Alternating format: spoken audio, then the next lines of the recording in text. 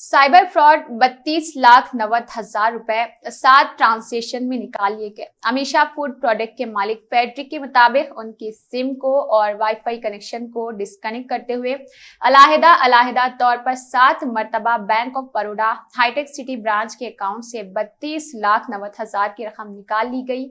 आइए जानते हैं तफसीलात मुतासिरा शख्स के हवाले से। हाईटेक टीवी न्यूज की जानिब से ये रिपोर्ट। नाज़रीन अस्सलाम वालेकुम।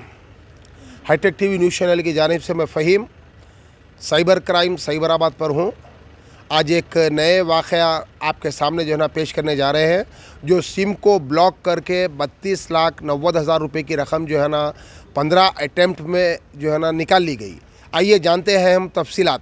अमाउंट विड्रॉ किया गया जी 32,90,000 का जी। ये अमाउंट जो है ना सिर्फ एक ही अकाउंट में से निकाला गया? बिल्कुल, सिर्फ एक ही अकाउंट में से। वो भी कॉरपोरेट अकाउंट है, कंपनी का अकाउंट है, निजी अकाउंट नहीं, सेविंग्स अकाउंट नहीं है, करेंट अकाउंट है, ओवरड्राफ्ट अकाउंट है। तो उसमें से 32 लाख, ऑलमोस्ट 33 लाख की रकम जो निकल गई है, ये किसी के लिए भी एक बहुत ही, शायद हम लोग ज़िंदगी भर मेहनत करते हैं तो शायद जा कर के 33 लाख हम कमा पाएँ, मगर एक ही बार में, एक ही रात में, एक ही घंटे में अगर 33 लाख अगर निकल जाते हैं तो किसी भी व्यापारी के लिए बहुत ही चिंता की बात है, चिंता का विषय है। तो आपके ये इंसिडेंट के बारे में मतलब जो ना हम अपने तेलंगाना के जो ना आईटी मिनिस्टर को जो ना क्या मैसेज देना चाहेंगे आप? और इसके साथ ही साथ जो ना पब्लिक को क्या मैसेज देना चाहेंगे आप? मैं तेलंगाना के जो आईटी मिनिस्टर हैं उनसे यही कहना चाहूँगा कि आपकी ओर बहुत ही आशा भरी नज़रों से हम देख रहे हैं कि आप जो इस तेलंगाना जो स्टेट है उसके जो जो लोग हैं, जो बाशिंदे हैं यहाँ के, वो बहुत ही उम्मीद लगाते हैं कि आप न्याय करेंगे। और बैंक से भी गुजारिश है कि जो भी हो सके, हमने आईसीआईसीआई बैंक, क्योंकि ज़्यादातर 7 में से 5 ट्रांजैक्शन बैंक ऑफ बड़ौदा से आईसीआईसीआई बैंक में गए, हमने आईसीआईसीआई बैंक से भी गुहार लगाते हैं कि आप भी ये जो अमाउंट निकाला गया वो जो ना कौन से बैंक का अकाउंट था? Bank of Baroda. Bank of Baroda Hitec branch है ये? Hitec city branch. Hitec city branch, जी ठीक है जी। हाईटेक सिटी ब्रांच है, ये कुंडापुर एक ही ब्रांच है। एक ही ब्रांच, अच्छा जी। उसमें से निकल करके आईसीआईसीआई बैंक में पैसे ज़्यादा ट्रांसफ़र हुए हैं। तो आईसीआईसीआई बैंक से भी हम गुजारिश करना चाहते हैं कि वो पता करें कि ये अकाउंट किनके हैं, और वो पुलिस से भी दरख्वास्त होगी कि उनको उनके बारे में पता लगाया जाए कि ये कौन है जिनके अकाउंट में पैसे गए हैं। हमने दरियाफ्त करने की कोशिश करी है तो पता चला है कि वहाँ से भी वो पैसे विड्रॉ हो चुके हैं, उन अकाउंट से भी। वो जो 7 ट्रांजैक्शन है उनके भी अकाउंट में मुश्किल से कुछ पैसे पड़े होंगे। मगर ये जो मॉडस ऑपरेंडी है ये बेहद चिंताजनक है, क्योंकि आज शायद हम लोगों के साथ हुआ है, और मैं तेलंगाना के पब्लिक को ये बोलना चाहूँगा कि यहाँ पर कल को कोई भी सुरक्षित नहीं है। फिर तो अगर हम लोग जो कि पूरे नॉर्म्स फॉलो करते हैं, साइबर सिक्योरिटी के नॉर्म्स फॉलो करते हैं, लगातार पासवर्ड्स चेंज करते हैं, ओटीपी लगाते हैं, टू वे ऑथेंटिकेशन फॉलो करते हैं, अगर हम भी सुरक्षित नहीं हैं तो फिर क्या करने की ज़रूरत है? शायद सरकार को इसके बारे में कुछ सीरियस होना चाहिए। पब्लिक के लिए क्या मैसेज है? पब्लिक के लिए ये मैसेज है कि सतर्क रहिए और किसी को भी अपने पासवर्ड के बारे में और किसी पर भी विश्वास मत करिए, क्योंकि ये बहुत ही चिंताजनक विषय है और कोई भी सुरक्षित नहीं है। किसी के साथ भी ये घटनाएं हो सकती हैं और कभी भी हो सकती हैं। सो हम तो यही उम्मीद कर रहे हैं कि जल्दी से ये रिज़ॉल्व हो। हम लीगल ऑप्शंस भी तलाश रहे हैं कि हम किस प्रकार से ये कैसे हो गया, इतना बड़ा वारदात कैसे हो गई है हमारे साथ, उसके बारे में हम मालूमात नहीं है, कोई भी जानकारी नहीं है।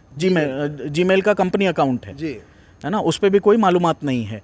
तो ये बहुत ही एक कॉन्स्पिरेसी कर ली। हाँ, बहुत ही एक घबराने वाली बात है कि अब तो किसी के भी अकाउंट से सैटरडे संडे को आपका फ़ोन ब्लॉक करके, आपके मेल को हैक करके कहीं से भी पैसे निकाले जा सकते हैं। तो फिर अब क्या जो एक आम इंसान है वो कि कितना सुरक्षित है, उसके जो मेहनत की कमाई है, गाढ़ी कमाई है, वो कितना सुरक्षित हम उसको रख सकते हैं?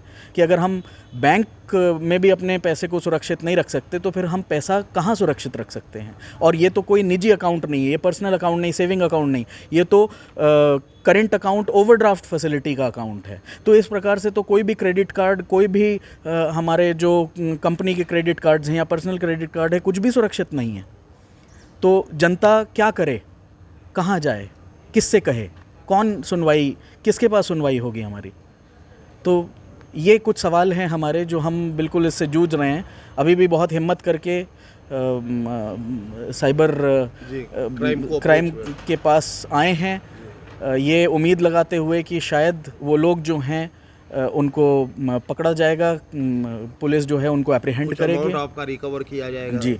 और जब क्योंकि हमारे को बिल्कुल जानकारी नहीं है, कोई भी मेल नहीं आया, अगर सिर्फ SMS ही ब्लॉक करके अगर पैसे निकल जाते हैं तो फिर कंपनी के मेल ID का क्या फ़ायदा हुआ? तो अब यहाँ पे मैं आपसे एक सवाल करना ये चाहूँगा जी। तो इस मामले में मतलब आप जो है ना किसको कसूरवार मतलब जो है ना ठहराएंगे आप, कि जैसा कि मतलब जो है ना सिम को जब ब्लॉक किया गया, जब सिम आपके नाम के ऊपर मतलब रजिस्टर्ड है, तो सिम को जो है ना विदाउट आपके जो है ना परमिशन के या विदाउट आपके रिक्वेजेशन के सिम क्यों ब्लॉक हुई? हाँ। एक चीज। और दूसरी चीज मेरे को एक सवाल ये भी करना है आपसे कि जो है ना जब आपके अकाउंट में से जो है ना विड्रॉल अमाउंट की जो लिमिट थी वो 2 लाख रुपए थी, तो जो है ना ये 2 लाख रुपए की लिमिट को मतलब जो है ना एक ही ट्रांजैक्शन में, जैसा कि आपने बताया अभी कि मतलब जो है ना 4.5 लाख रुपए, 4 लाख 4.5 लाख रुपए भी 5 लाख रुपए, 5 लाख रुपए, तो ये लिमिट को मतलब जो है ना एक्सटेंड करने के वास्ते आप किसके ऊपर जोर देंगे? देखिए, मेरे हिसाब से एक तो मैं सोचता हूँ कि एयरटेल, जिन्होंने बिना हमसे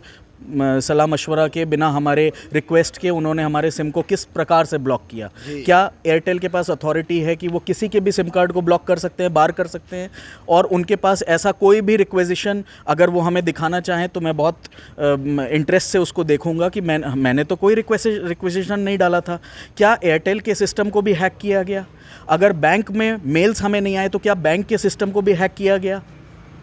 तो ये बहुत बड़े सवालिया निशान हैं। या फिर इसमें जो है ना आपके टेलीकम्युनिकेशन डिपार्टमेंट या फिर जो है ना बैंक डिपार्टमेंट भी मतलब जो है ना इसी कॉन्स्पिरेसी में कुछ इन्वॉल्व? मैं ये नहीं कह सकता हूँ, मगर मैं ये आपकी अपनी सोच बता, मेरी ये सोच है कि 5 लाख के ऊपर में बैंक ऑफ बड़ौदा से और दूसरे बैंकों से हमको मेल्स आए हैं कि पॉजिटिव पे 5 लाख के ऊपर में अगर ट्रांजैक्शन हो रहा है, 5 लाख या 5 लाख से ऊपर, तो उसमें पॉजिटिव पे कुछ करके सर्कुलर्स आ रहे थे कि हमें उनको अप्रूवल दे। फूड्स प्राइवेट लिमिटेड के अकाउंट में सैटरडे और संडे में 7 ट्रांजैक्शंस में हमारे पहले सिम कार्ड को ब्लॉक किया, और उसके बाद ताकि हमें OTP ना आ सके, हमारे एयरटेल नंबर से उन्होंने हमारे अकाउंट में से संडे को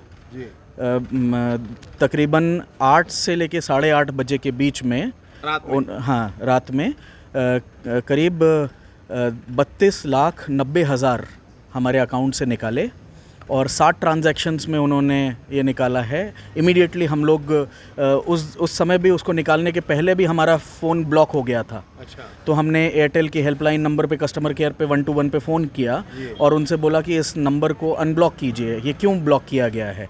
तो उन्होंने बोला कि आप ही का इंस्ट्रक्शंस हैं, आप ही ने रिक्वेस्ट डाला है। हमने बोला हमने तो कोई रिक्वेस्ट नहीं डाला है। तो उन्होंने फिर बोला कि आप अपने फ़ोन को हम यहाँ से स्टार्ट कर दे रहे हैं, आप स्विच ऑफ करके स्विच ऑन कर लीजिए।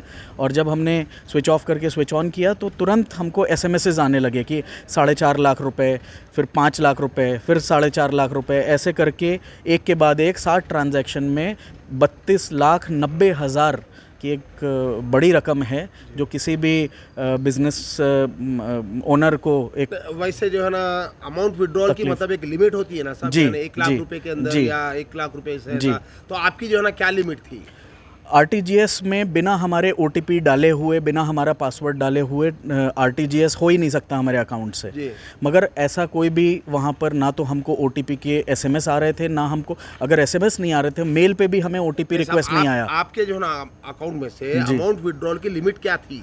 लिमिट 2 लाख से ऊपर नहीं होना चाहिए। नहीं होना चाहिए जी। तो वही मैं आपको यहाँ पे मतलब जो है ना हमारा अकाउंट चाह रहा हूँ कि जो है ना जब आपकी लिमिट 2 लाख की थी तो ये 4 लाख रुपए का ट्रांजैक्शन मतलब जो है ना किस बुनियाद के ऊपर और कैसा हुआ? बिल्कुल हमें भी कोई पता नहीं है। हमारे नीचे से, पैरों के नीचे से ज़मीन निकल गई और हमारे हाथ पैर ढीले हो गए थे उस समय। और हमने बैंक के मैनेजर को तुरंत फ़ोन किया। हमने बोला कि साहब ये क्या हो रहा है? ये हम तो संडे को काम नहीं करते। हमने तो सैटरडे इवनिंग में 6-7 बजे जब ऑफिस से निकल के गए, उसके बाद से तो कोई ट्रांजैक्शन भी नहीं किया। तो फिर उन्होंने तुरंत बैंक ऑफ बड़ौदा अकाउंट अपना गुजरात कॉल सेंटर को फ़ोन किया। उन्होंने हमने अकाउंट ब्लॉक करे, मगर तब तक तो वो 7 ट्रांजैक्शन हो चुके थे। जी, तो उसी समय हमने फिर साइबर क्राइम हेल्पलाइन पे कांटेक्ट किया, उनको सारे स्क्रीनशॉट, सारे एसएमएसेस, मगर ताज्जुब इस बात का है कि जब ट्रांजैक्शन होता है तो मेल पे भी नोटिफिकेशन आता है, ईमेल पे भी नोटिफिकेशन आता है एसएमएस के साथ में, मगर ईमेल पे कोई भी नोटिफिकेशन नहीं है। कोई भी बेनिफिशियरी जब सैटरडे को अगर उन्होंने बेनिफिशियरी भी ऐड करे होते हमारे अकाउंट में, उसकी भी कोई हमको मालूमात नहीं है, कोई भी जानकारी नहीं है। जीमेल का नाजरीन, ये थे फेडरिक प्रसाद, जिनके जो है ना बैंक ऑफ बड़ौदा से 32,90,000 रुपये की जो है ना रकम किस तरह से निकाल ली गई, आपने अभी सुना आपकी ज़बानी। और हाईटेक टीवी न्यूज़ चैनल की जानिब से हम आप तमाम से ये गुजारिश करते हैं कि जहाँ तक हो सके, जैसा हो सके, ऑनलाइन ट्रांजैक्शन के लिए जो बताए गए जो है ना तरीक़ों को फॉलो करते हुए भी मतलब जो है ना जो सेफ़ नहीं है, इसके लिए जो है ना आप लोग ख़ुद अपनी तरफ से मतलब जो है ना यानी क्या स्टेप जो है ना लेना चाहते हैं, ले सकते हैं आप।